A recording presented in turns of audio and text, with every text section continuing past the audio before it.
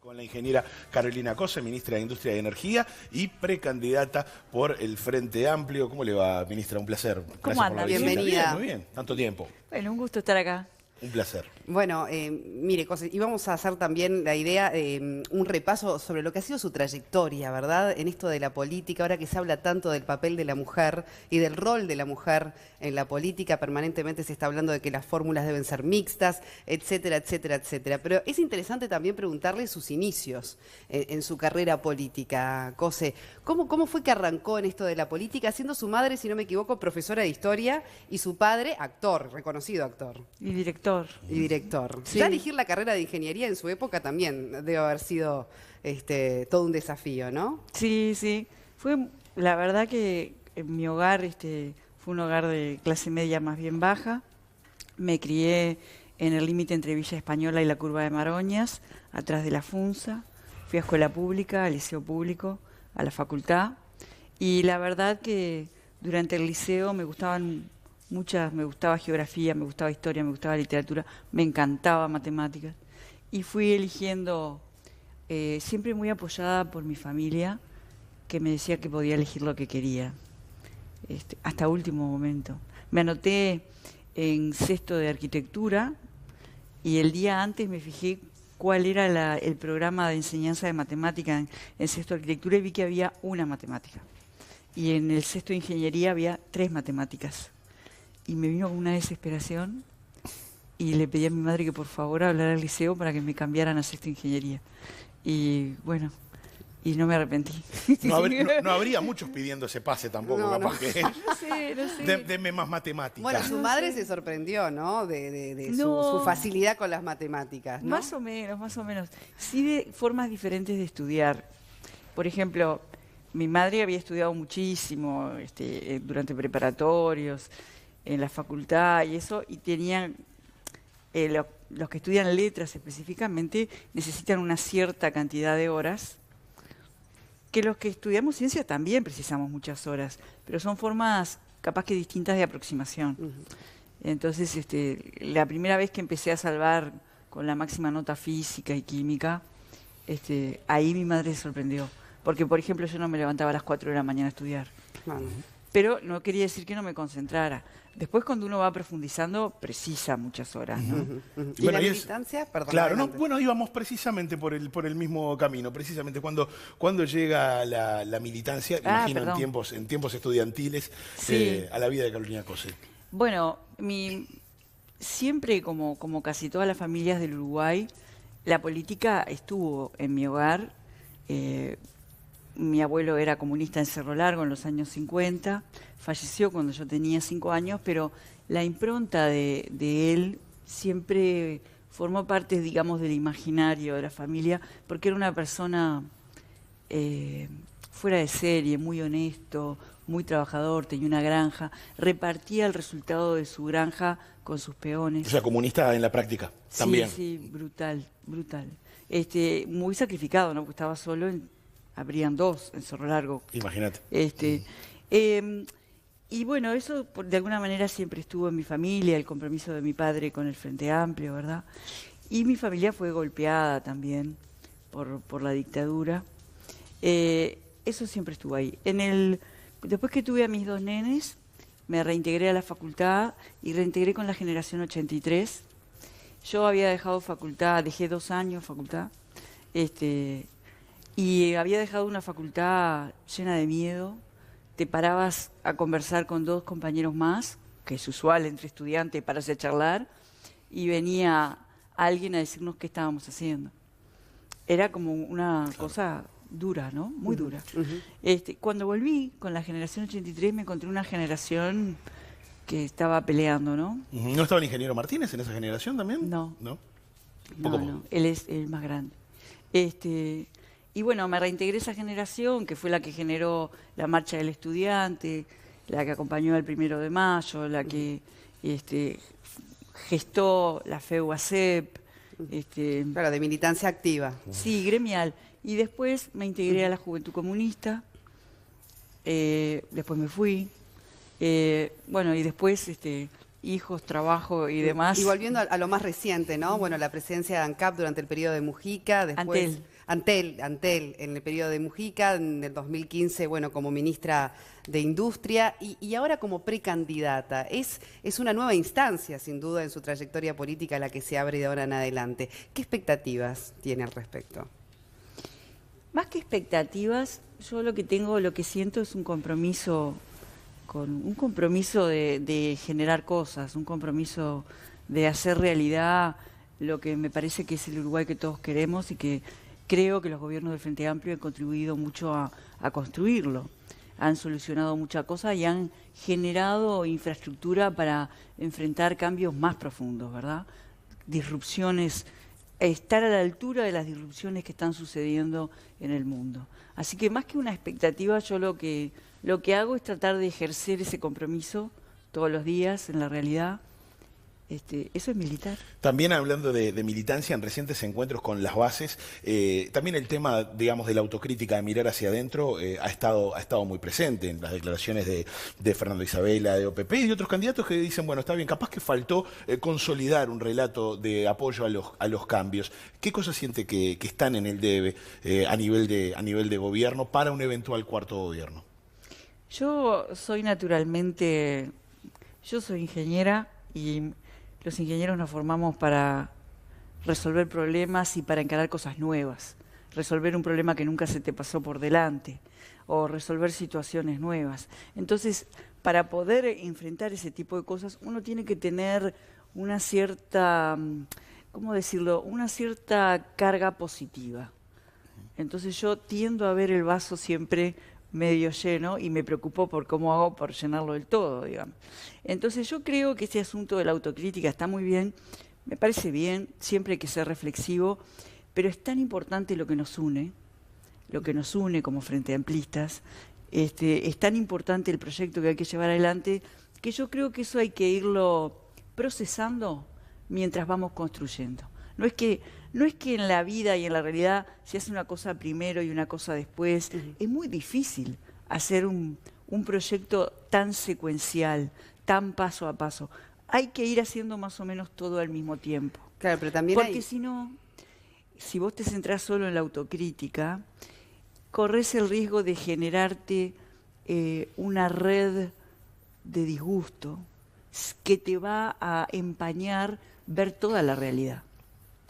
Bueno, pero a propósito también de ver toda la realidad, en la autocrítica también hay una visión de reconocimiento de una parte de esa realidad, ¿no? Por ejemplo, cuando se refiere al tema seguridad, en realidad no culpa, digamos, a la estrategia del Frente Amplio para con la seguridad o la inseguridad, sino que más bien dice, bueno, es que es la realidad que ha llevado a esta situación y no la falta de acción del Frente Amplio para con esta situación. Claro, en cualquier proceso de construcción, si no reconoces la realidad, es poca cosa lo que vas a poder construir. A mí me parece muy bien reconocer la realidad y eso, como tú decís, puede formar parte de un proceso de autocrítica, construyendo, ¿no? En el caso de la seguridad... O sea, no responsabiliza, ¿no? Al Frente Amplio con el tema de la situación de inseguridad. No, yo no.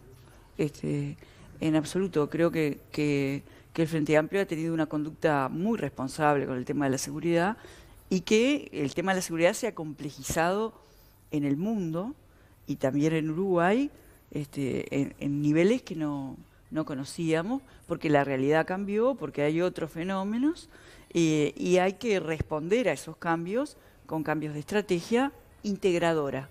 Yo me imagino, por ejemplo, en una segunda generación, un gabinete de la seguridad, donde trabajen en equipo y coordinadamente en políticas y en el territorio, el Ministerio del Interior, el Ministerio de Desarrollo, el Ministerio de Industria, el Ministerio de Economía. ¿Por qué? Porque si vos no vas avanzando la matriz productiva, no vas a ir generando trabajos sustentables y sin trabajo es muy difícil evitar que los jóvenes, o sin perspectivas, es muy difícil evitar que los jóvenes se acerquen a la zona del delito.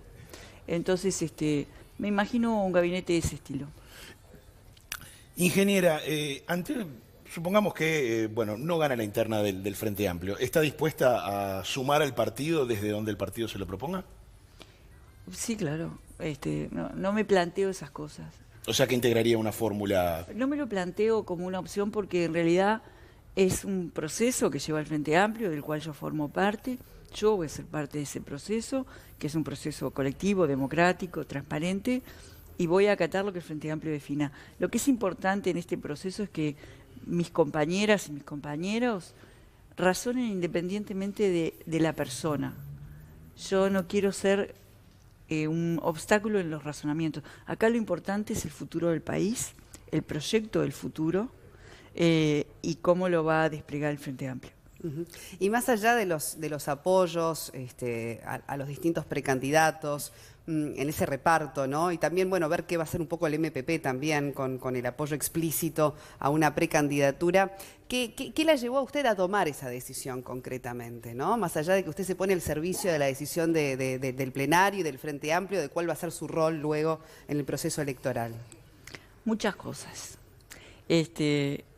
Primero que yo, al frente de la División de Tecnología de la Información de la Intendencia primero, después al frente de Antel y ahora como ministra de Industria, he realizado proyectos nuevos y he vivido la experiencia de cómo esos proyectos nuevos le cambian la vida a la gente y he visto cómo un montón de gente se pliega a construir conmigo cosas nuevas.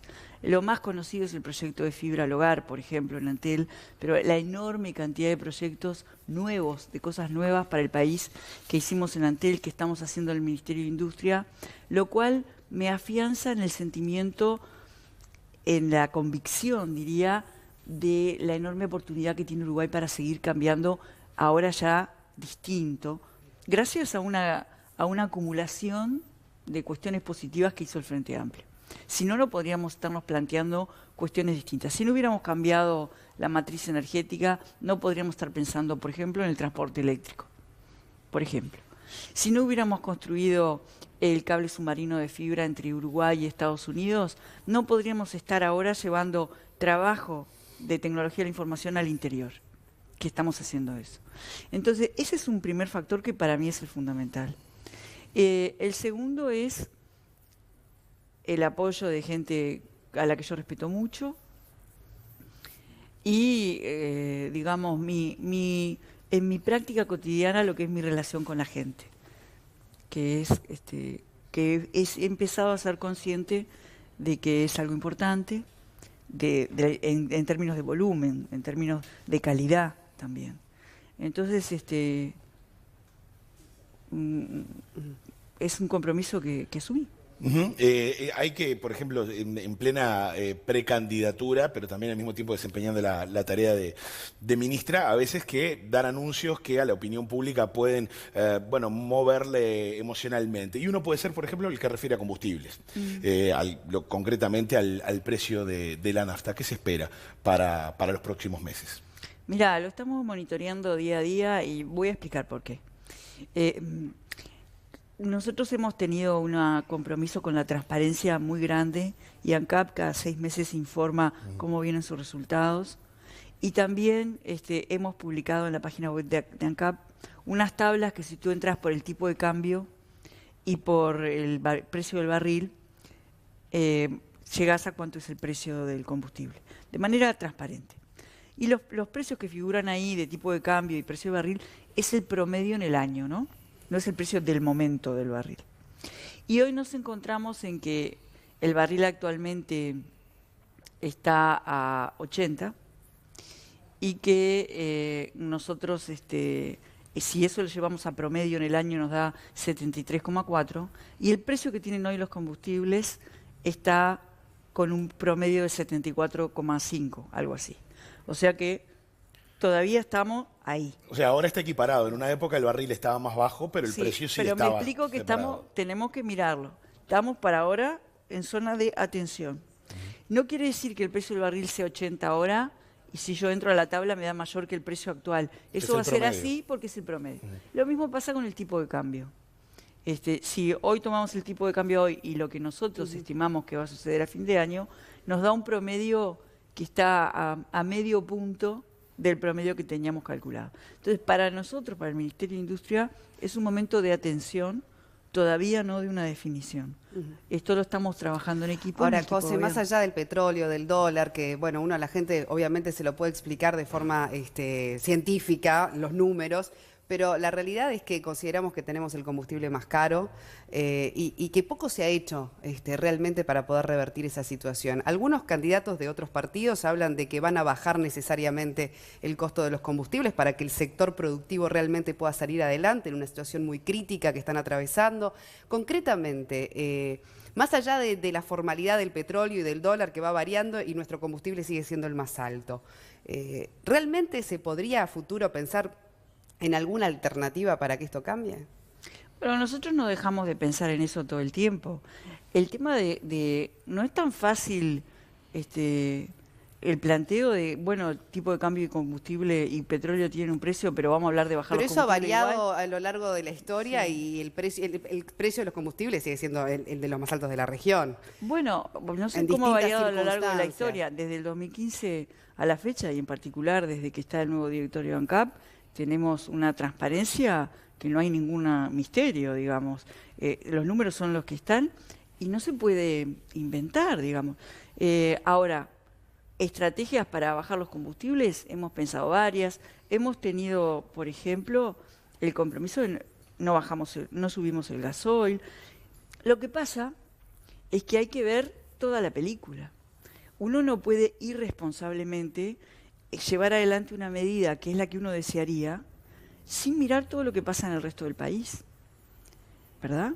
Porque si Rentas Generales deja de obtener determinados beneficios, el dinero que se destina para la construcción de escuelas, para la construcción, para la UTEC, para la construcción de infraestructura, para arreglar los caminos y las rutas, que se ha avanzado muchísimo y se empiezan a ver ahora las inauguraciones de las rutas que se fueron trabajando, entonces no podemos desvestir un santo para vestir a otro, Claro, como pero decía de alguna Raúl. manera eso justifica que tengamos los combustibles más caros desde su punto de vista. Es que la infraestructura cuesta y lo que es importante es ser transparente y decir a dónde van esos dineros. Los invito a visitar una página de OPP que dice a dónde van nuestros impuestos, que tiene una información de calidad con respecto a esto. Ingeniera, vamos a darle también la palabra a nuestro compañero Federico Paz, que además de alguna pregunta, tiene algún mensaje para compartir con nosotros de parte de la audiencia. Sí, el saludo para la ministra de Ingeniera Carolina Cose. Hay un par de mensajes que voy a leerle entonces, ministra, y luego le voy a hacer una consulta que tiene un matiz con algo que usted recién comentaba. Pero primero vamos a los mensajes de los televidentes que participan de forma interactiva, como siempre, en Buen Día Uruguay. José le pregunta qué opina Cose de la inflación, se la dejo planteada, al igual que la consulta de Silvia, que dice, considera que la construcción del Antel Arena es un plus para nuestro país. Además, yo le agrego una consulta. Usted recién decía, de 2015 a esta parte, la gestión de ANCAP es transparente. Marca un mojón, de 2015 a esta parte. Es inevitable asociar a la gestión anterior y fundamentalmente cuando el ex vicepresidente Raúl Sendic estaba al frente del ente petrolero. En las últimas horas, en los últimos días, hubo unas cuantas voces de Frente Amplista criticando la postura o la intención, mejor dicho, de Sendic de tener un rol protagónico en las próximas elecciones y algunos han sido hasta muy duros en los términos que han utilizado. Usted también marcó su parecer al respecto, porque detrás de todo eso hay un interés electoral. Es políticamente correcto decir Sendic no corresponde que forme parte de las próximas elecciones, o tiene la convicción de que lo ocurrido está totalmente desalineado a lo que es las políticas que propone el Frente Amplio. Bueno, por un lado me hacen la pregunta qué opino de la inflación, es un poco abierta la pregunta. Yo creo que hay que atenderla, que tiene que estar en una franja controlada, como desarrolla, que es una política que se ha llevado adelante en estos gobiernos, y seguramente hay que actuar sobre los elementos que hacen a la vida de todos nosotros para que la inflación no sea un boomerang en el manejo de la economía. El otro tema que me preguntabas es la construcción del Antel Arena. Lo preguntaba un Sí, televidente. se está por inaugurar ahora el 12 de noviembre. Sí, contribuye a Antel fuertemente, contribuye al desarrollo de las telecomunicaciones, porque ustedes recién hace un rato hablaban de los cambios de hábitos de la gente, que es un tema no menor. Ahí todo lo que tiene que ver con usinas de desarrollo de contenido son muy importantes, y en este sentido es muy importante para el negocio total de Antel el complementar eso también. Y por otro lado, va a ser un gran dinamizador del barrio, de la ciudad, del Uruguay. Va a estar a disposición de una forma o de otra de todos los uruguayos, y va a ser un generador de empleo.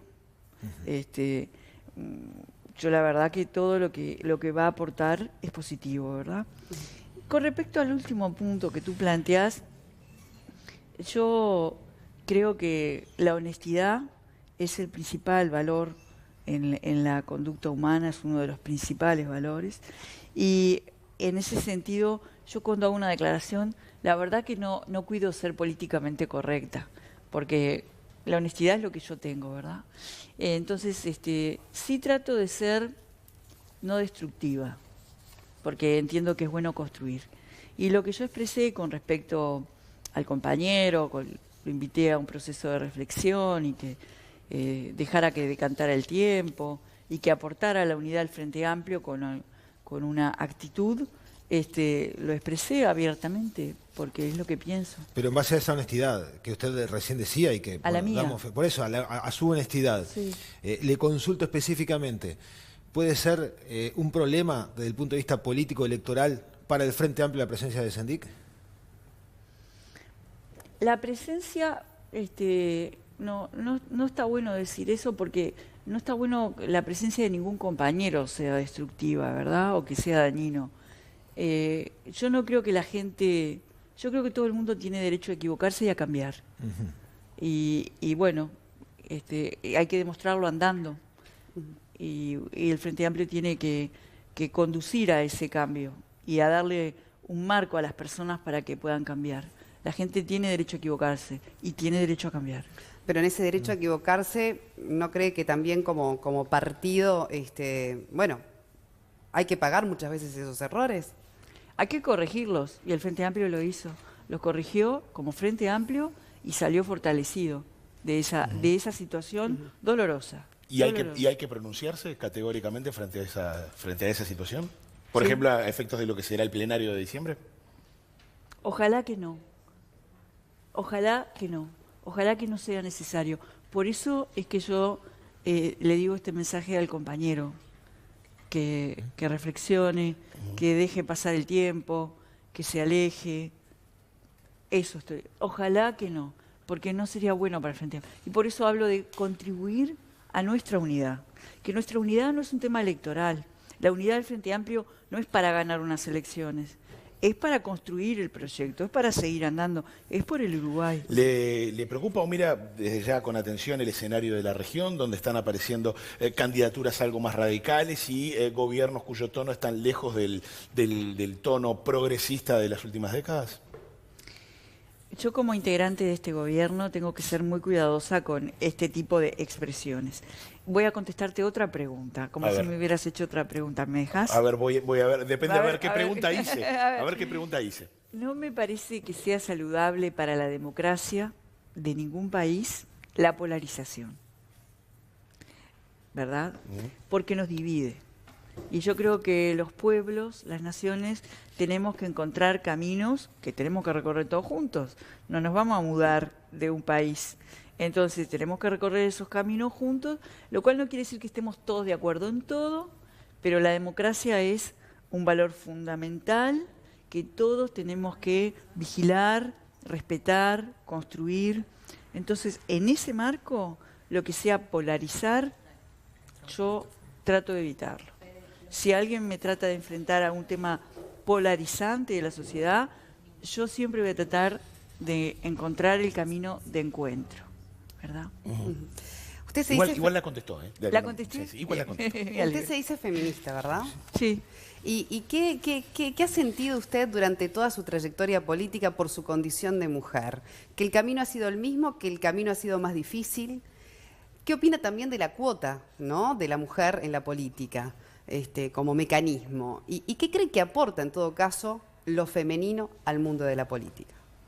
¿Cuántas preguntas? Pero básicamente, ¿no? Ese juego de feminismo, mujer, política. Sí, también. Y su experiencia personal detrás de todo, ¿no? Que es lo más importante. Muy bien, está muy bien. Primer cosa que quiero decir que cuando digo soy feminista, no se trata acá de una batalla o de una discusión de mujeres contra hombres o algo por el estilo, porque eso es ridículo, ha evolucionado. Sí se trata de que todos tengamos la misma oportunidad, los mismos derechos de acceder a las mismas oportunidades, porque me parece que, además, para un desarrollo del futuro del Uruguay, nos necesitamos todos. Es muy importante que las niñas se incorporen a lo que va a ser la producción del futuro, la ciencia, la tecnología, el arte. Así que en ese sentido lo veo. A mí lo que me ha pasado, tú me preguntás qué me ha pasado en mi actividad política o en mi actividad como ingeniera. Yo, viste, cuando uno va para adelante, a veces van pasando cosas y vos en el afán de superarte o de que lo que te importa es realmente un proyecto, no las tenés en cuenta y seguís. Las situaciones adversas. Las situaciones adversas. Uno agarra y sigue para adelante. Y de repente, a lo largo del tiempo, mirás para atrás y decís, pucha, realmente estos escollos no los vi porque estaba muy preocupada por superarlos, por construir algo. Pero hay escollos a veces, porque hay una construcción cultural que, siendo Uruguay un país tan avanzado, igual a veces llevamos adentro alguna cosita, que me parece que ha avanzado mucho. En el papel de las mujeres jóvenes ha sido fundamental. Yo veo en la marcha del 8 de marzo la cantidad de mujeres muy jóvenes, la alegría con que marchan. ¿Y lo de la cuota política le ha parecido necesaria? Bueno, yo al principio pensaba que no, porque decía, si yo he avanzado en la vida, cualquiera puede avanzar más allá, con sus méritos, pero después te fijas que no es tan así. Porque, por ejemplo, cuando yo estoy en alguna posición jerárquica, de repente empieza a pasar, a los años, me empiezo a fijar que la composición de jerarquías cambió positivamente y ahora es más paritaria. ¿Y por qué? Porque yo no tengo el prejuicio adentro. Entonces, lo de la cuota, que yo al principio no estaba de acuerdo, después dije, pero en realidad, capaz que es una buena medida para generar esa oportunidad y capaz que después con los años sacás la cuota. Pero me parece que es una manera, así como se construye infraestructura con puentes y caminos, también se construye infraestructura social. Entonces la de la cuota es una medida como para abrirte la puerta y quebrar eso. Y para consolidar esos avances, ¿sería una señal necesaria una fórmula mixta? Sí. Y su relacionamiento con Daniel Martínez, que hasta el momento es la persona que recibe el mayor respaldo dentro del Frente Amplio. ¿Sería bueno ese relacionamiento con el ingeniero? ¿Es hoy por hoy una relación, más allá de algún episodio que... No, pero de alguna diferencia por lo de Antel Arena en su momento? No. Pero más allá de cualquier suspicacia, ¿es una relación hoy fluida? Sí, claro, siempre lo fue, siempre lo fue. Lo conozco de hace muchos años, como presidenta de Antel y él como senador, hicimos varias cosas juntos, como ministra de Industria y ahora él como intendente, llevamos adelante una gran cantidad de proyectos juntos. Y eso que decís de la supuesto... Porque son ingenieros, quizás no en esa, también en ese... No, para nada. No, si no todos los ingenieros estaríamos peleando. No, pero en ese imaginario colectivo Pero vio que de que uno se puede... los ingenieros, por su propia tarea, están muy relacionados con la fórmula. Sin duda, sin duda. Bueno, así que fluiría si fuera esa la decisión del plenario, por ejemplo, el día de mañana, o del Frente Amplio como partido, proponer esa fórmula, como decía. A mí no me gusta tener prejuicios, o sea, no me gusta prejuzgar. Entonces, yo no quiero hacer hipótesis de futuro, si pasa esto, si pasa lo otro. Yo quiero vivir el proceso con el Frente Amplio. Bien. Ingeniera Carolina Cose, ministra de Industria, muchísimas gracias por la visita a Buen Día Uruguay. Vaya el saludo también para su mamá, profesora, Muy que, bien. que ejerció durante mucho tiempo, hasta hace poco, 87 años su mamá. Sí. Impresionante. Y también para don Villanueva, que está por dirigir, está por estrenar una obra en el Galpón, ¿verdad? Sí, sí, sí, una obra nueva de una autora alemana que está inspirada en las tres hermanas de Chekhov. Sí, Es lo que él me explicó. Otro imparable, su padre. Sí, ¿eh? sí, los dos. Dos hijos, ¿no? ¿Dos hijas? Un hijo y una hija. Un hijo y una hija. ¿Y a Muy bien. qué se dedican? ¿Están en algo similar a...? No, nada Ah. que ver. También, no. Mi hijo es arquitecto y mi hija terminó fonoaudiología. Mire qué bien. Sí. Muchísimas gracias. Gracias, ingeniera. Cose.